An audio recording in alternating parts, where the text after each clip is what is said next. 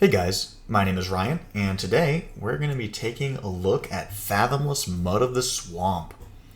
So this spirit is one of the new spirits that came out in Horizons of Spirit Island.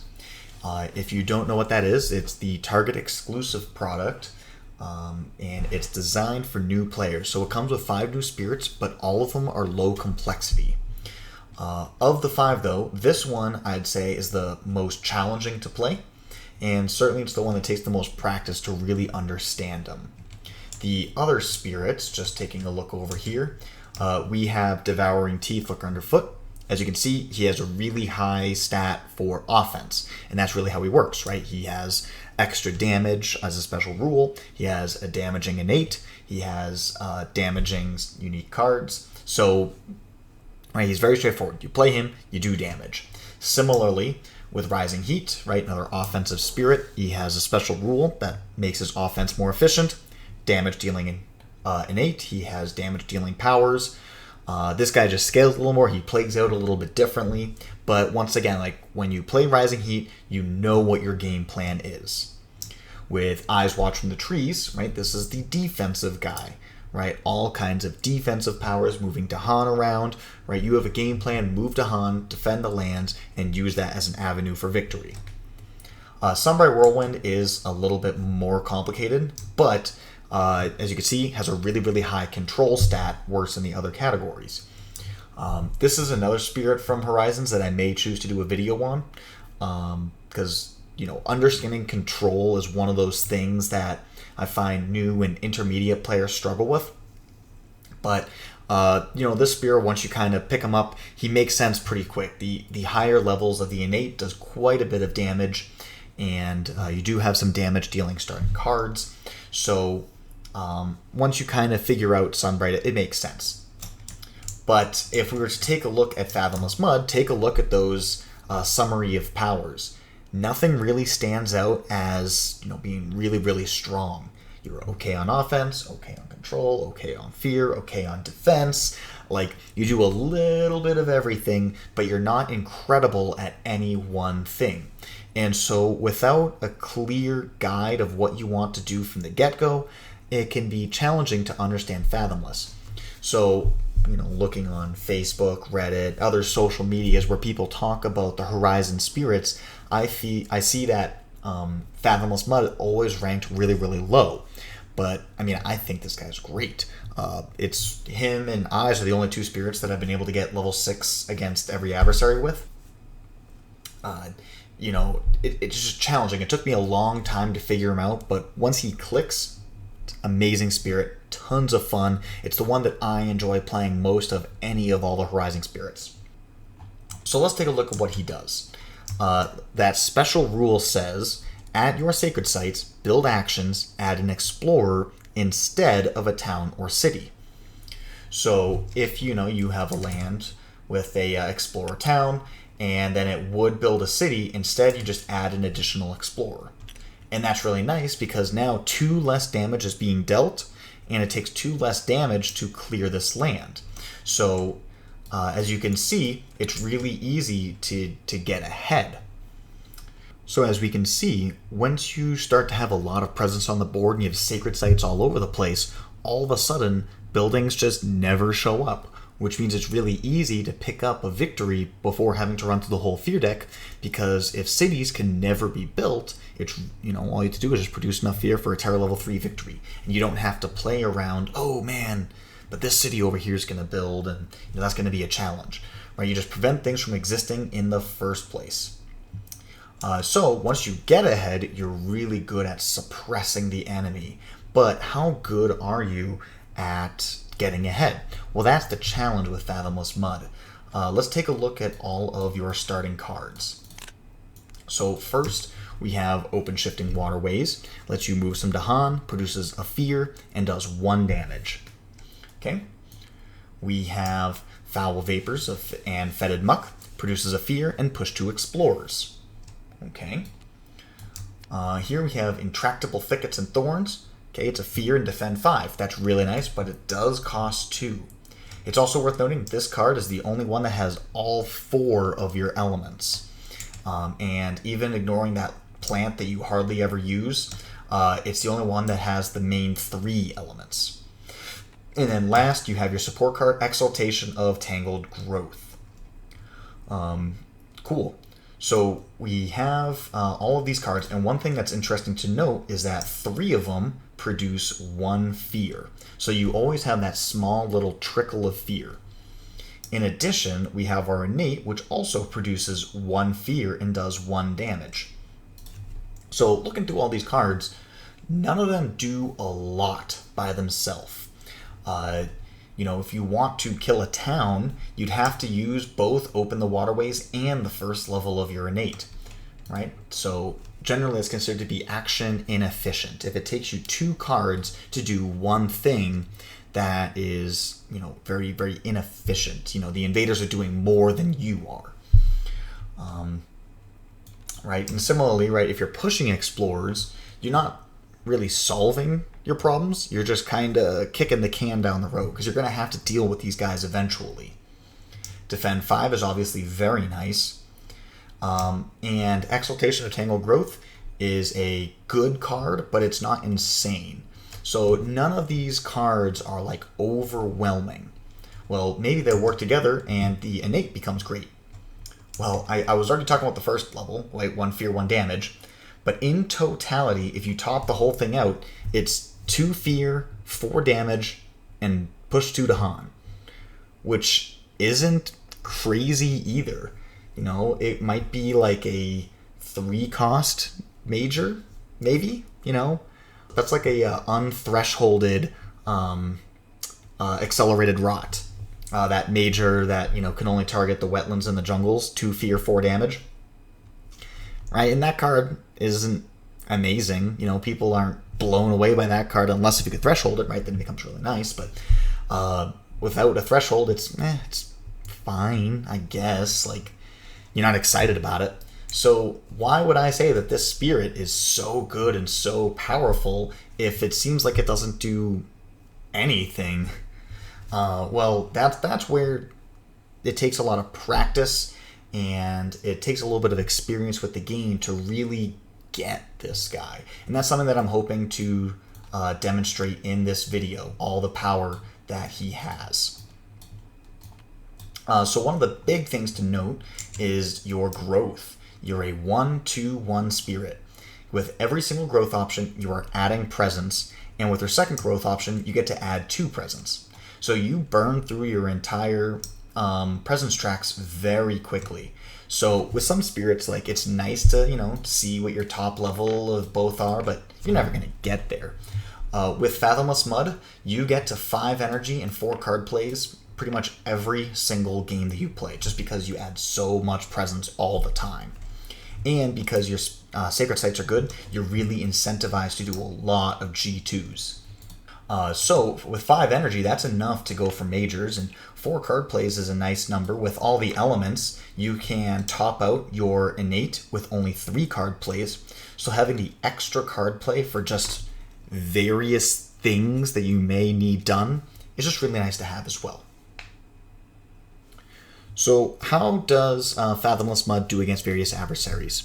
I would say very well. So from best to worst matchup, I'd say your best matchup is going to be Scotland. That additional loss condition just doesn't exist. You can prevent cities from being built, so you never need to worry about getting cities on your coastlands. Then if you get sacred sites on all the coasts, then they just don't build anymore, and the game is just pretty free from there. Second best, I'd definitely say would be England. Once again, the special rule comes in huge. Being able to stop England's crazy builds all over the place. You never have to worry about the 7 buildings lost condition, so you can just play like a normal game from there. Prussia would be next. So Prussia's very fragile. If you kill a single or push a single explorer, then you stop the build, you stop the ravage, the whole chain is gone. And as we saw, Mud has, pushing explorers, deal 1 damage, your innate deals 1 damage. You're really good at picking off those explorers and staying ahead. Next would be France. We're going to be playing against France this game because it's definitely a little bit of skill, a little bit of trickiness is involved. but a important thing to understand is the interaction with Fathomless Mud and France 2. So France 2 is the one where if you build in a land with 2 or more explorers, then you replace all but 1 explorer with an equal number of towns. So normally that would mean like you get the double explorer, and that would turn into 2 towns, right? Like that. But the way that this is written, that only triggers if at the time of the build there are 2 explorers. So let's say there's 1 explorer and you have a sacred site, it will build a single explorer and it will not transform. So that's going to be a big thing we're going to come back to this game a lot, is we're going to be making sure that even if we can't get the whole thing cleaned up, especially once you get to the stage 2 escalation, there's a lot more going on. But if you can't deal with everything, just push it down to just 1 explorer, and it makes your life a lot easier. So that's a good matchup, right? Like I said, it takes a little bit of practice, a little bit of skill to work your way around the complexities of France and the trickiness while balancing everything with Fathomless Mud. But once you get the hang of it, I think it's a pretty solid matchup. And then 5th, I would say, is Habsburg. So one of the nice things with Habsburg is that, they're all about putting just a shitload of towns all over the place. But we can get ahead of that. If they're going to be doing the, Habsburg 2, where instead of building a city, you build 2 towns inland. Okay, that just adds 2 explorers. So once you start cutting down on, the mass of towns that you have all over the place, Habsburg already kind of sorts itself out by moving all the towns around, and then you prevent more towns from being built. It solves itself pretty nice, but the opening is definitely hard. Then, as kind of like a medium matchup, would be Sweden. Sweden comes out of the gate really, really fast. Pretty much any explorer, you're looking at threatening a Sweden 1 double blight, and so that's really dangerous. And this Defend 5 is good, but it's oftentimes not good enough. We do have tons of Dahan movement, so we never need to worry about the escalation, but really we're just worried about getting blown out in the first couple turns. Fathomless Mud starts out very, very weak, but like I said, once you get a ton of presence out, you just suppress everything. So if you can make it through the first 3 turns against Sweden, you're good. However, those first 3 turns is miserable. It's a really rough time. You have to hope for some lucky explorers. If you hit the city lands early, you're in for a bad time. And then lastly, the only bad matchup that Fathomless Mud has would be Russia. Because Russia is all about having insanely powerful explorers, and Fathomless Mud gives them more explorers. So it basically plays in such a way that Russia becomes stronger. In addition, doing 1 damage doesn't actually kill a Russian explorer, right? It only pushes them. So it's really hard to cut down on the mass. Thankfully, we produce enough fear, and hopefully we have some lucky explorers, so that way we can use Dahan and Defend to pick off the starting buildings. And you can aim to get an early Terror Level 2 victory with Fathomless Mud.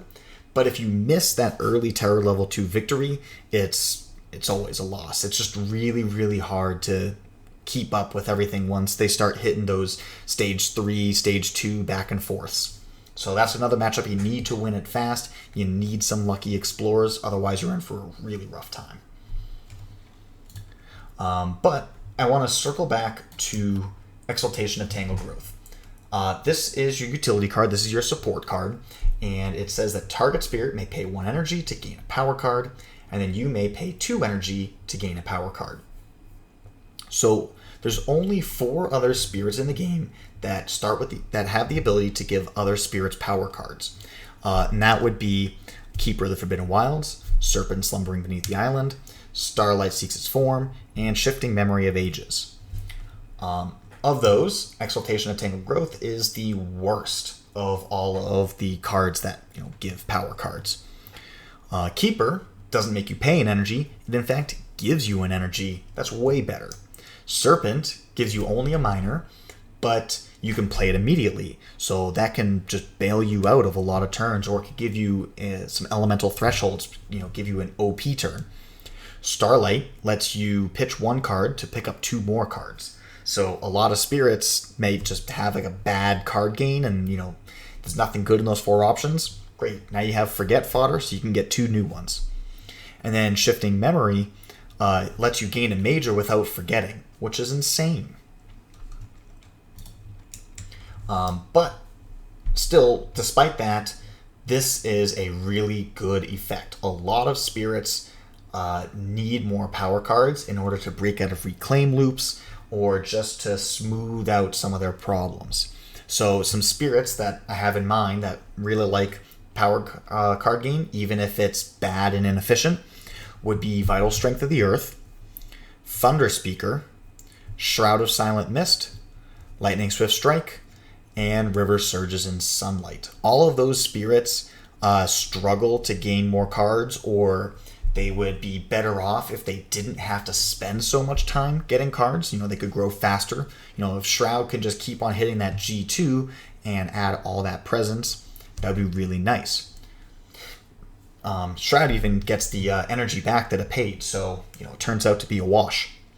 Lightning definitely is going to be energy strapped, but if Lightning can get an extra growth in beyond the first two turns, the game always goes more smooth. So, if they're picking up a couple of zeros and they can afford to pay the one energy to gain a power card, they're willing to do it anyways. So this is a card that is nice. Obviously any of those other four guys just do the same thing but better.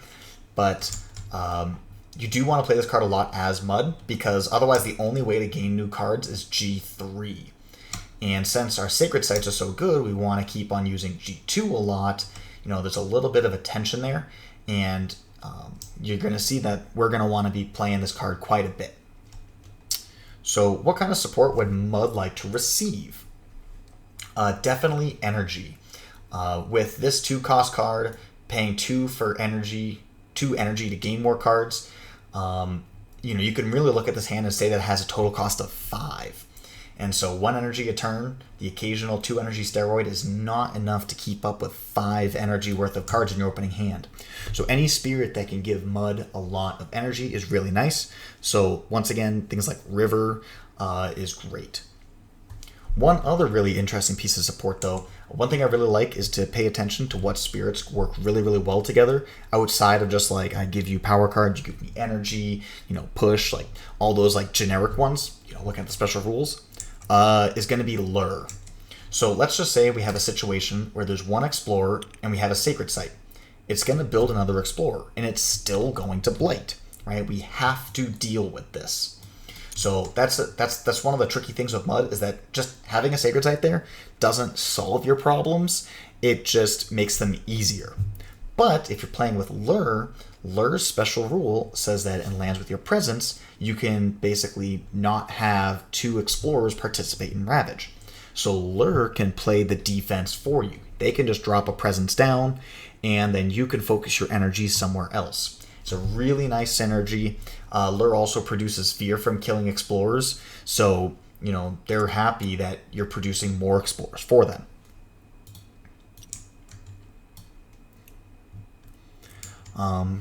Cool. So what boards do we want to play as? There's basically 3 different groups of boards. You have the really good ones, the medium ones, and the bad one. So really it comes down to your starting position. Mud starts with a Sacred Site in the lowest numbered wetland. So if we take a look at boards C, D, and E, you'll see that no matter what the opening Explorer is, we can get a Sacred Site down. So we'd start here on board D with land number 1. Jungles, mountains, sands, we're good for it.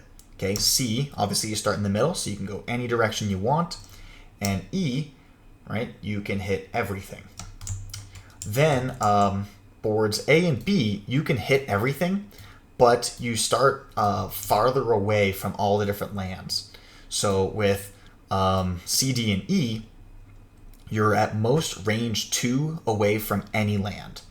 But A, you're 3 away from this jungle. From B,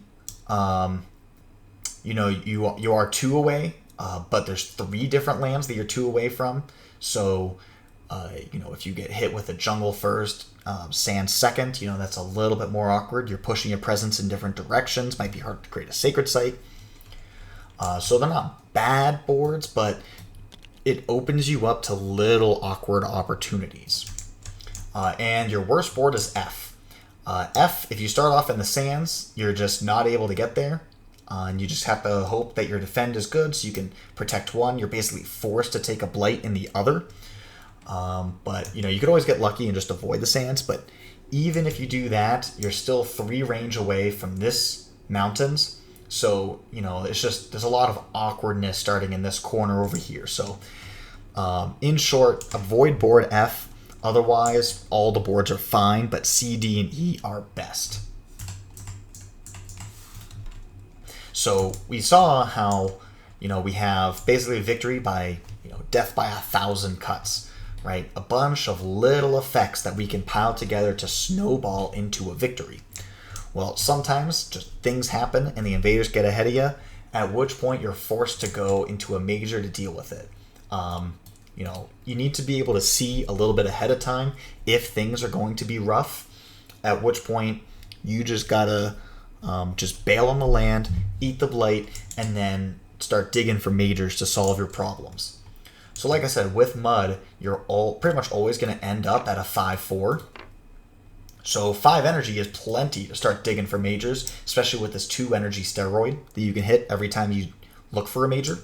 So once you start to see that first land is at that tipping point where it's going to get bad, usually that's going to be in your stage 2. Once the invaders start ramping up, becoming a little bit more powerful, they start doing a little bit more, then you know what type of major you need to go for.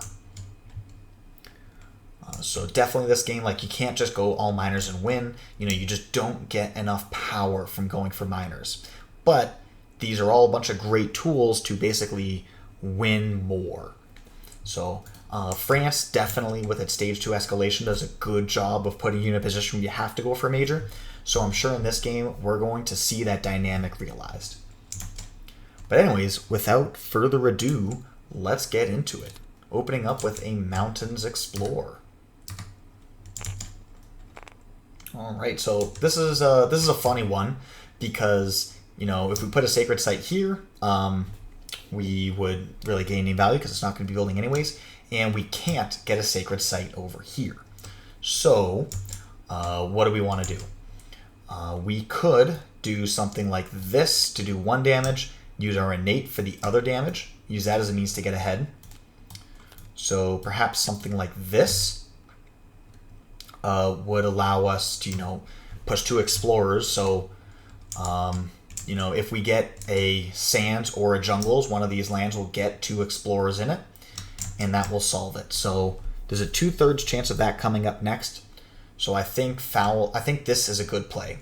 2/3 of the time, this will work out fantastically. It just requires that we put a sacred site down.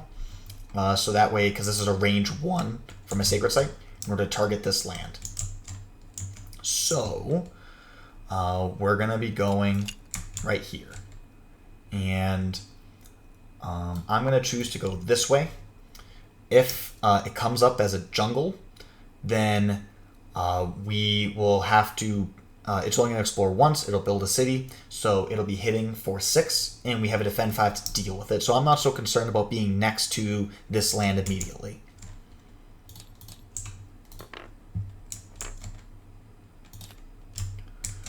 Okay, mountains build. And we got the sands. All right. Okay, so our game plan, we're going to gather the 2 Dahan, and then we're going to do a damage and push a Dahan. So we want to think about our order of operations for this because, if we were to gather 2 and then push 1, or, how do we want these Dahan to end up? Since we have 2 different ways of moving Dahan, we have some choices. So I'm thinking, since these already have Dahan in it, I'm going to just hit this with a defend. Maybe we'll take a blight here, and I could defend it and it would force me a reclaim. That's fine, I guess, but I'm thinking I'm going to hit this with a defend 5. We'll push these guys out, kill this town so it'll solve itself. And so then the question becomes, where do we want the Dahan to end up? And I think I want to have them over here in the wetlands, because even if jungle comes up next, the wetlands can always go over here, right? It's accessible, but I could just leave the Dahan there and destroy one of those lands with a Slaves Rebellion. So, you know, already on turn 1, we're planning multiple turns in advance, because you know, we're everything we do is small and little and individually weak. Without proper planning, we're going to really struggle to catch up, right? So I'm going to, how do I want to do this? I guess we could either wind up like this or wind up like this. And of those two options, I would think that, what's better? Probably this is better, because I can always choose to go this way with the Dahan. So, anyways, I'm going to, I guess order doesn't matter for that, but we're going to use our innate first. So 1 fear, 1 damage. We have to move a presence in, and then push a Dahan. And then I'm going to gather 2 Dahan for 1 fear, 1 damage. Okay. And then here we have 1 fear, and we get to push 2 explorers. So I'm going to push these, I'm going to split them up, like here and like here. You don't want to have a ton of explorers in any one land, as against France. Once again, because let's say that we get hit with the Wetlands Explorer. If I just kill 1 explorer, then we don't need to worry about France too. One last thing that's nice with all this trickle of fear is that we're going to be getting a fear card almost every single turn. So the stage 1 fear cards are very, very small advantages, right? Once again, we want to try and figure out ways that we can turn these small advantages into a bigger advantage. Anyways, what am I doing? That's ridiculous. We are just time's passing. Okay.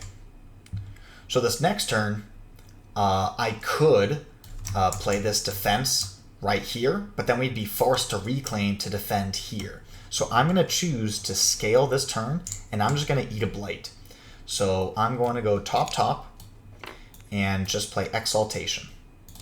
So I have 2 energy, so I can give a teammate a card, and I can gain a card myself. So then next turn I'll be at 2 cards in hand, then I can do grow 3, and hit this 3 card plays and play all 3 cards, which will then nicely, you know, go into a reclaim turn. So where do we want to go? If I were to put a Sacred Site here, nothing would happen, right? An Explorer would add, and it would still build the exact same way. So instead, I'm going to just spread out. So now every single board on the island, or every single land on the island, is adjacent to a Sacred Site. So no matter what happens, I can use my innate or I can use my other cards to deal with it. Okay, nothing fast. Okay, stage 1 after the Ravage step. If no blight was added, we are adding a blight. Cool. 1 damage per beast. Alright, we pushed everything out already. Added a Dahan to a land with 2 or more Dahan. Very nice. I'm going to choose to go here. Actually, you know, here is more adjacencies. And then if I were to, like, target this land, I could gather 2 in and then still have a Dahan pair. Whereas this one, it has less adjacencies, it's less useful, it's more likely to be stuck. So I'm going to go that way. Explore from Beast Disease to Dahan. Beast Disease to Dahan, well, that, well, I could do this, and then, yeah. Yeah, that's definitely the best value place. Even though we will net produce 1 less fear by not having that town killed, we will kill the Explorer.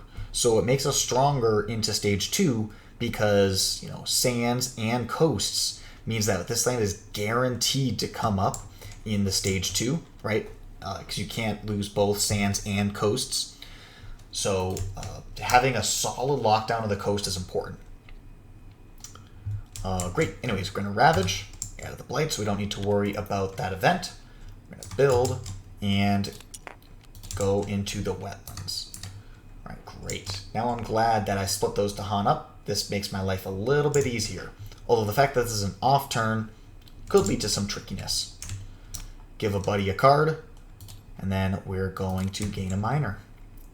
Whenever we're gaining cards, our most important element is water, but our second most important element is the moon. You have less moon in your starting hand. You only have 2, whereas you have 3 earths, and the earth comes earlier. The moon comes a little bit later. So if we can pick up some moon cards, we can hit 3 card plays and then transition to top track to get this nice water sooner. But what do we got? We have water, but no secondary elements. This one, there is a plant as a secondary element. We only ever need 1 plant because we get the free one, and we have 2 of our starting cards has plant, but it's a thing that exists. Blooddraws Predators is cool. It is more damage. So since we are a very low damage spirit, any way that we can get more damage is pretty nice. Light Calls Like is cool. You know, it solves a lot of problems for us. We can gather everything into 1 land, you know, hopefully an inactive land. We can deal with it later. But I feel like Blooddraws Predators will generally be stronger for us because just more damage all of a sudden lets us destroy cities and things like that.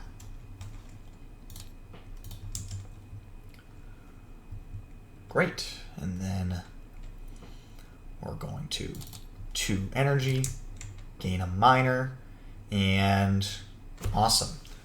So this, let's see. We have these 2 water cards. Once again, no secondary elements are coming up, so that's unfortunate. But we have a disease. Disease is very strong against France, right? So we don't have to worry about the towns. Of course, we already have a pseudo disease with our special rule. But this defense is really nice. You know, having 2 defend cards mean we have to reclaim less to deal with some lands. So I'm going to choose to take it. Okay, we get this. I'm going to go over here.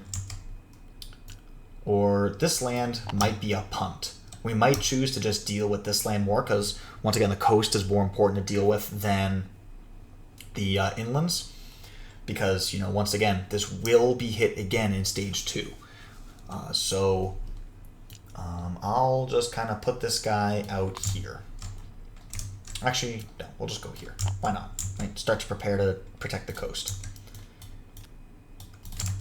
And then, yeah, kind of a sad turn. If we had 1 more moon, we would do a little extra damage, but alas, we don't. So we're going to go here for a fear and defend 5. We don't need more defense, so I'm going to use Elusive Ambush to do damage, and Blooddraws Predators is going to trigger off of things being killed. So I'm thinking, since I want to put a lot of resources into solving land number 1, I'm going to do Blooddraws Predators. I'm going to Elusive Ambush to kill this, which will produce a beast. And then I'm going to do 1 damage to this town. So that way, with the plan of killing off the town by using my special rule.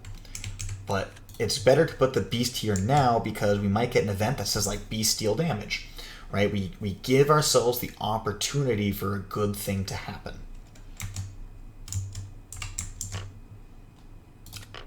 And the event, with exactly 1 coastal land, we do add a town to a coastal land with no city. Great. This is going to be dying anyways, so it's just a free fear for us. Okay, stricken doesn't matter. Choose a land with Dahan and town. I'm going to choose, I don't know, this land, so that way there's no push.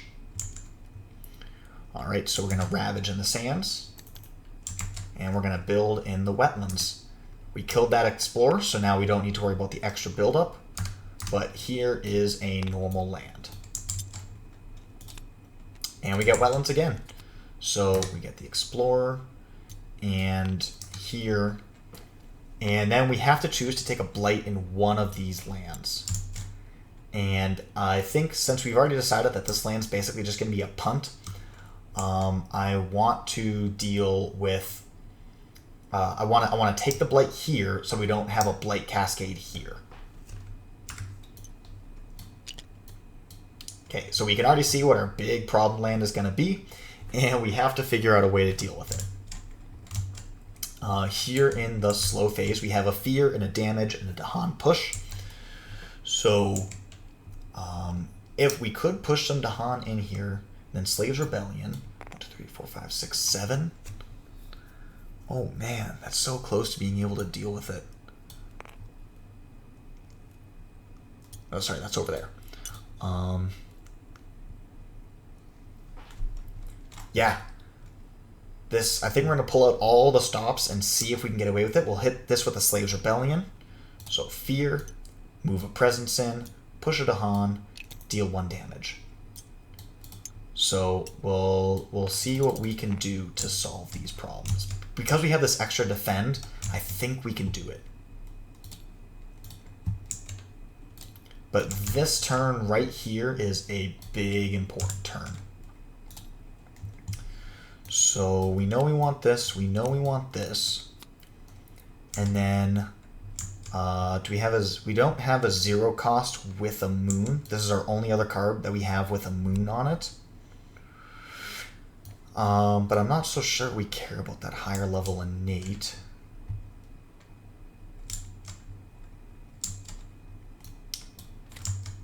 Something like that.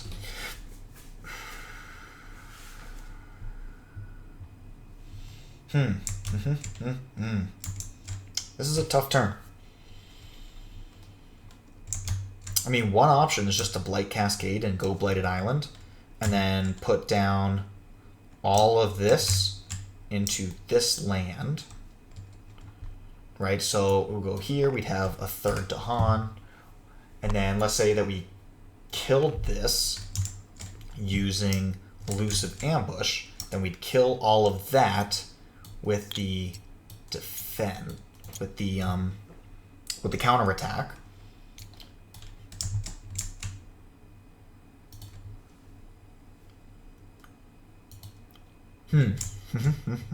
That is an option.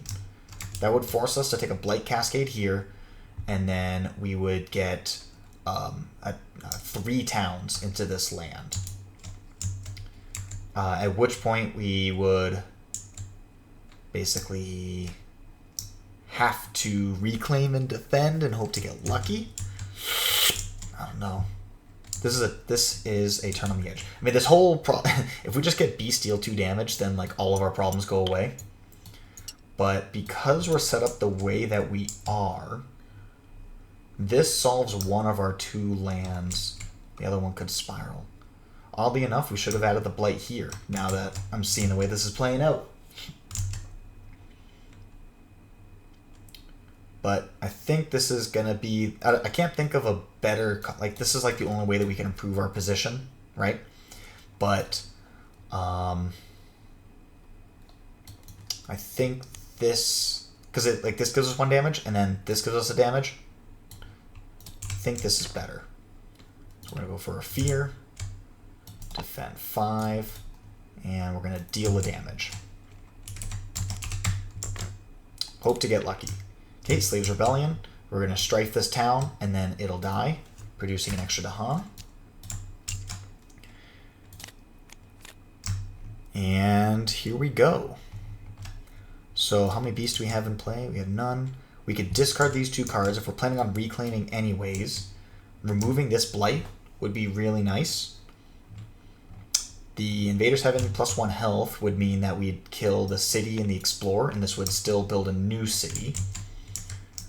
But I think we want to go for this Blight removal, so that way then it re-blights and life goes on. So let's just go for the double discard. And we're going to add a beast, remove a disease. There is no disease to remove. We're going to add a beast over here. And slow power. Yes. All right. And we have plenty of Dahan, so we don't need to worry about that. Strife in a land with Dahan. Doesn't change anything for this turn. The only way we can really gain value is off of this little explorer. It's worth noting that if this guy eventually transforms into a town, the Strife will follow and be on the town instead. So that's something. All Alright, so we're going to Ravage. These have extra health, so 2 Dahan kill a city, 1 Dahan kills an explorer, and then we will build. That goes there, and that goes away. And jungles. Choosing to take a town. We still have 1 town left in the bag. Alright.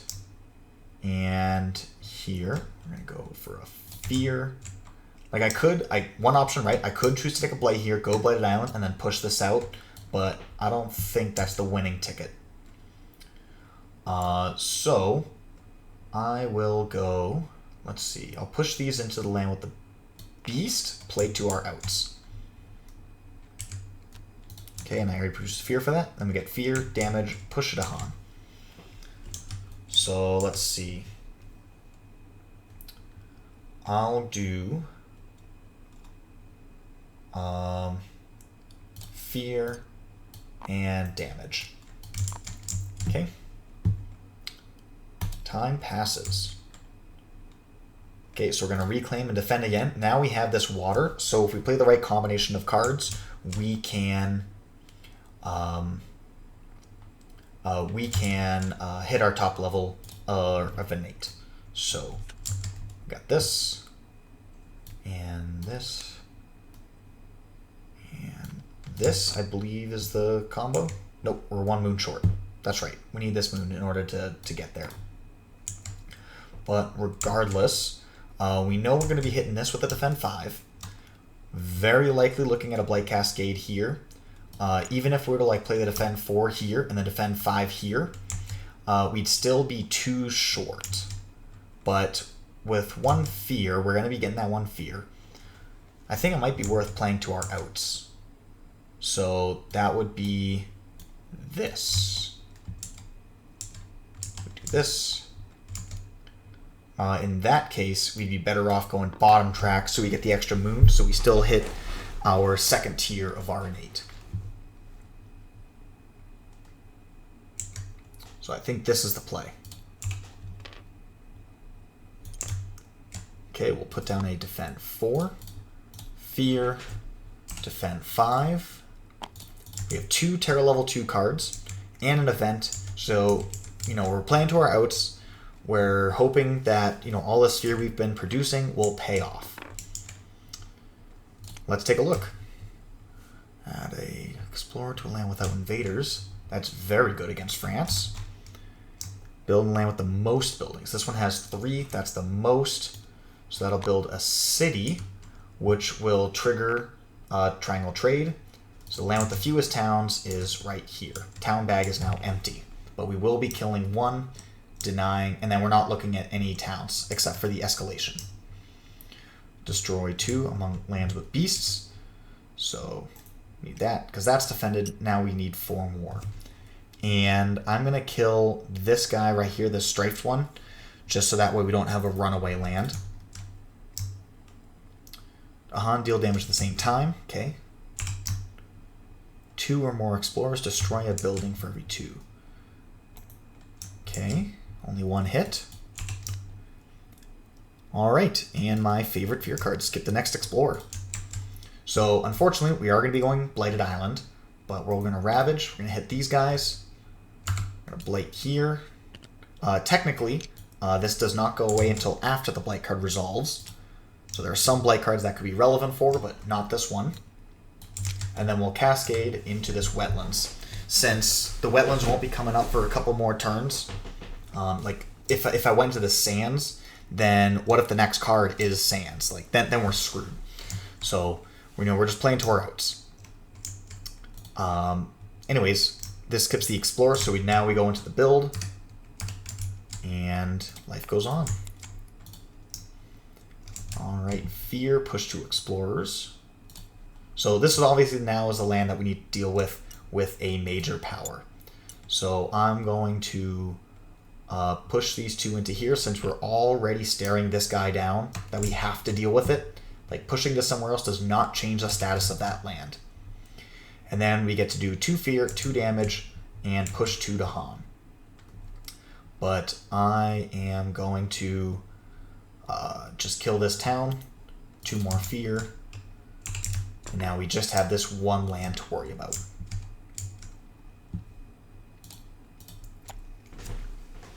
Okay. So, since we've already flipped the Blight card, the whole, like, we don't need to necessarily worry about flipping the Blight card again. We could choose to reclaim and then play 3 cards with this water. I believe we should be able to hit the top level of the innate, and we'll have it's 3 or more power cards. Dang, that was more than 3. Never mind. We'll still have to sacrifice a presence. So let's see. I'm just gonna choose to just look at eating this blight and focusing on our real problem here. So we're gonna go for a grow 3, gaining a major. And Rapid Wings of Sunlight is definitely worth considering. It just solves this land right now, and you know that defend 5 will get tons of value out of over the course of the game. But Cleansing Floods, we're already going into water, so Cleansing Floods is basically just 14 damage for 5, and that will solve this problem. So if I'm willing to take a Blight right now, by not taking Wrap or not taking Paralyzing Fright, then Cleansing Floods will solve all of life's troubles, and I think that's worth it. So we're going to gain that. We're going to take this water, go here, and I bet you we can threshold it this turn. I need to forget a card. Unfortunately, we can't we're 1 energy shy of being able to pop off with Cleansing Floods this turn. But then again, is it worth playing anyways? If we just do this, it's kind of not good. What do we want to forget? Exaltation is, I think we don't need more cards with Exaltation. Like, we have our game-winning ticket, so I'm going to forget that.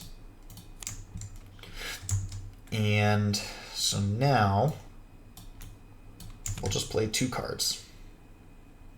Very weak turn. We don't get a lot done this turn. So we're going to eat a Blight. We're going to do a couple small things. We're going to hit that double Explore. It's going to be a 2 stage 2s. So that means that it's a good thing we have 3 towns, so we can add 2 more. We're looking at mountains, sands, and coast. So there will be activity here no matter what happens. Obviously, we'd like mountains to hit so that we can get a little bit of payoff.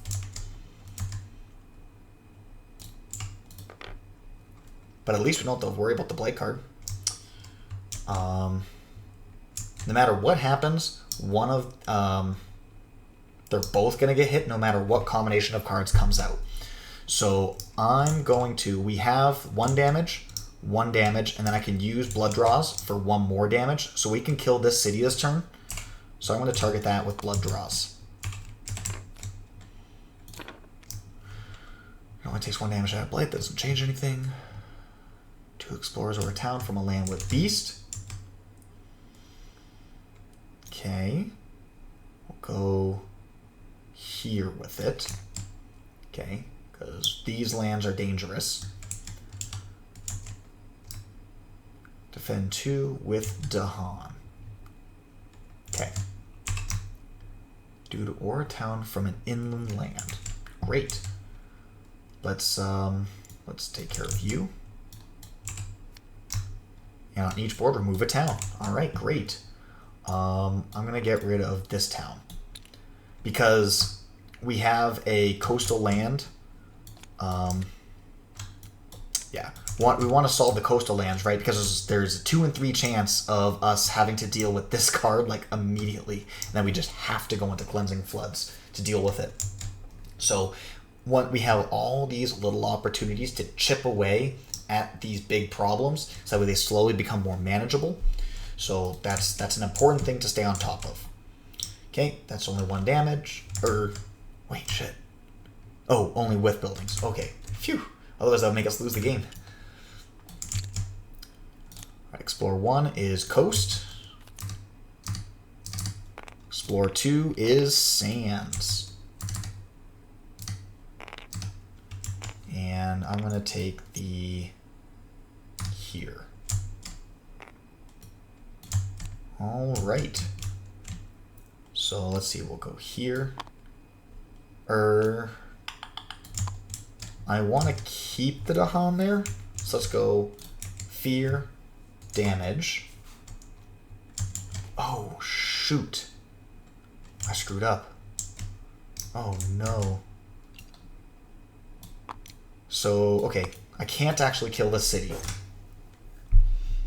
But I already targeted it, so we're going to do come in here, fear, damage, add a beast, kill.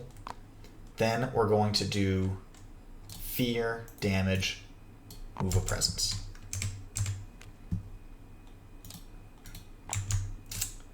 All right. Reclaim, add a presence here.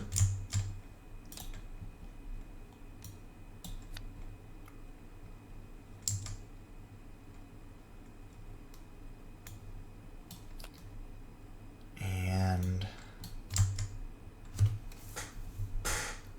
we're not going to be able to hit our top level innate no matter what. And we only have 3 card plays by doing this. Yeah, that's the play.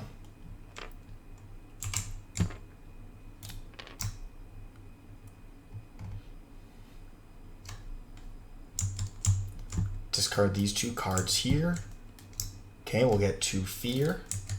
Get a disease and a land with a city. Okay, okay. Each beast kills an explorer. Okay, okay, okay. Is that enough to survive? Maybe. Oh man, this is stressful.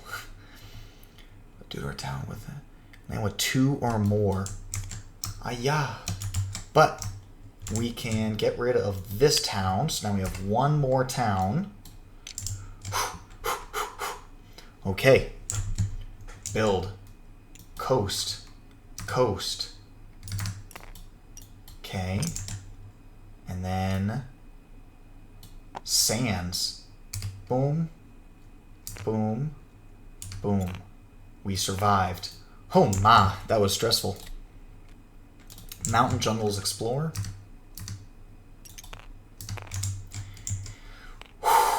And now we're on to the slow phase. Oh man, that was... And I forgot to destroy a presence the whole time. That was stressful. Yikes. I went all quiet there because I was worried I'd have to have a very remorseful thing to say. Okay. Golly, what are we doing here? So certainly we need to get Dahan into this land because it's double ravaging, so like we need to deal with it. But what else do we have? So we have 14 damage, has to be adjacent to that wetland. So we're just going to go here. Kill that, getting rid of a city. So there's only, well actually there's quite a bit of cities, more than you'd hope to have against France. We do have enough damage to kill the city, but let's see. I'm going to kill this sand city, so that way there'll be 5 damage left, and we can defend that. So it'll be 2 fear, 2 damage, and move a presence in. And then we will do this one. Fear, damage, moving to Dahan in. Okay. And over here, we have a fear and push 2 explorers. So we're going to do that here. And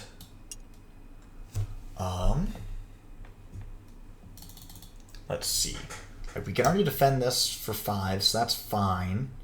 All right, defend that for 4. That's all a-okay. I didn't forget that card. Yeah, I forgot the Exaltation. Yep. So perhaps I will move these guys out. Maybe I'll go here and here. Doesn't necessarily solve my problems. I certainly don't want to go into the jungle. That just creates new problems for me. Push up 2. Yeah, I'll just leave this guy behind because it's not going to transform anyways. So, Okay. That was a tough turn. Very stressful. But I think now we are cruising. So we're going to reclaim, and then we're just going to take a look at our cards and see whether we want to get that extra energy or the extra card play. Certainly, we're going to be playing some defense. And if we go up to here, they'll be up to 5, so we wouldn't have enough energy anyways. We're not going to Cleansing Floods this turn. But if we do this, we're topping out our Innate. Is there any card we can just get away with not playing? I guess it would be this guy, but we need him. So we're going to go for 4 card plays. And yeah, we'll just go right there. Or I guess I'll go here, just so that we have a sacred site near the back so I can do stuff if I choose to. Okay, defend for 4. Fear, defend for 5. Choosing here to Blight Cascade problems as opposed to here. Okay, we do have to sacrifice a presence. I will get rid of this guy. And Slaves Rebellion. Oh my gosh, I always forget about the second Slaves Rebellion. We did not prep for this at all. In fact, if I was paying attention, we didn't have to defend anything here whatsoever because it's all gonna get hit by the Slaves Rebellion. Golly, I was so stressed out I forgot how to play. So we get to destroy a town on each board.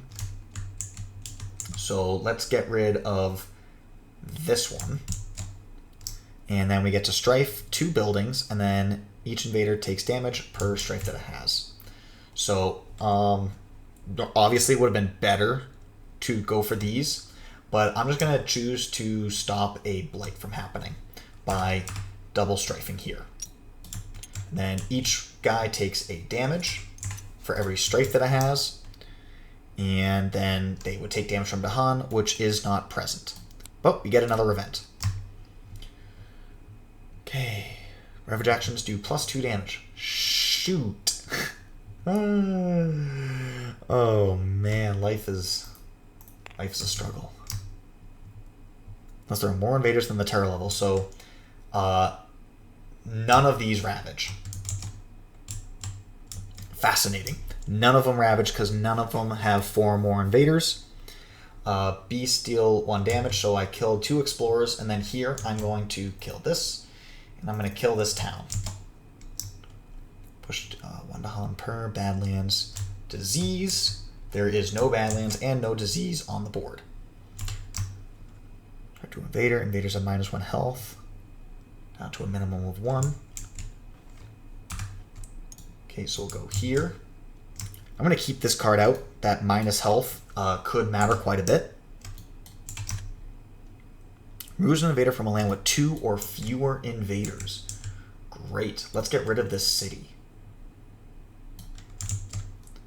Okay, Ravage in the coasts. Nothing ravages. Ravage in the sands. They also don't ravage because they are fewer invaders than the terror level.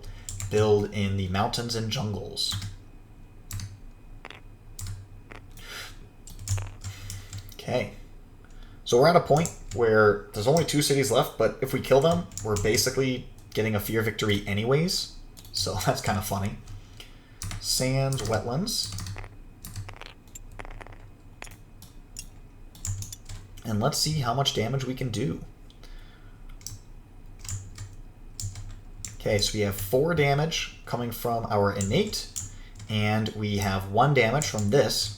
So this already has 1 damage. It has -1 health because of unrest. So we're going to gather 2 Dahan into this land. Do a fear and a damage. And then we're going to deal 4 damage in this land here. So we're going to move a Dahan, 2 fear, and then it'll kill the town. And this has -1 health because of the strife. So we get a fear victory simultaneously as we get the terror level 3 victory. So if you feel like one of them is better than the other, you can justify it either way.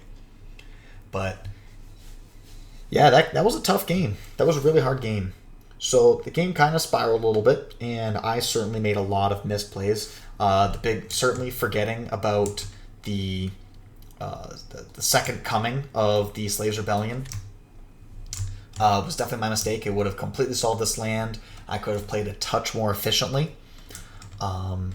However, I think it was a good demonstration of being pushed a little bit. I always get concerned if I do one of these tutorial videos and things just go way too easy.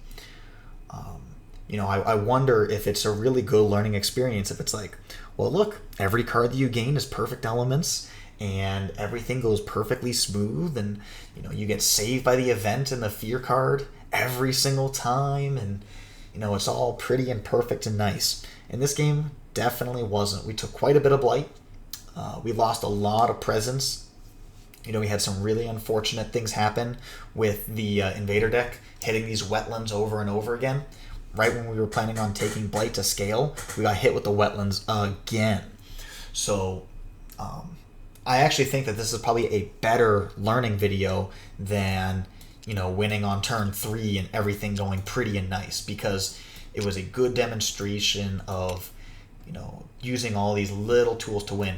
We have our big, nice, epic major, but we only ever used it once, and we killed, what was that, a city, town, and 2 explorers.